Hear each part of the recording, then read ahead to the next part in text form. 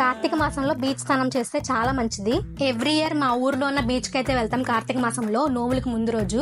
అంటే నోవులు జరిగిన తర్వాత కార్తీక మాసంలో బీచ్ స్నానం చేయకూడదంట, అందుకని మేము ముందు రోజు స్నానం చేసుకుని పూజ చేసుకుంటాము.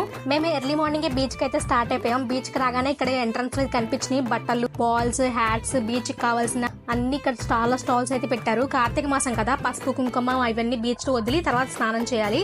మనం ఇంటి దగ్గర నుంచి ఎవరైనా తెచ్చుకునే వాళ్ళు ఉంటే ఇక్కడ కొనుక్కోవచ్చు. ఈ కొబ్బరి చెట్లు అయితే రీసెంట్ గానే పెట్టారన్నమాట బీచ్ లో. నేను ఇప్పుడే చూడటం ఫస్ట్ టైం పెట్టిన తర్వాత. ఇంకా మేము కూడా పసుపు కుంకుమ పువ్వులు అని ఇంటి దగ్గర నుంచి తెచ్చుకున్నాము.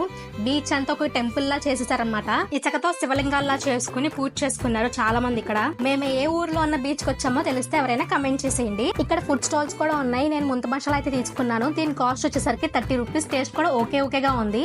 బీచ్ కి వస్తే ఎలాంటి ఏజ్ వాళ్ళైనా సరే ఫుల్ గా ఎంజాయ్ చేస్తారు. నేను మా అక్క అయితే ఫుల్ గా ఎంజాయ్ చేస్తాం. ఫుల్ వీడియో ఛానల్ లో పెడతాను, ఎవరైనా ఇంట్రెస్ట్ ఉంటే చూడండి. మళ్ళీ నెక్స్ట్ వీడియోలో కలుసుకుందాం. అప్పటి వరకు బై.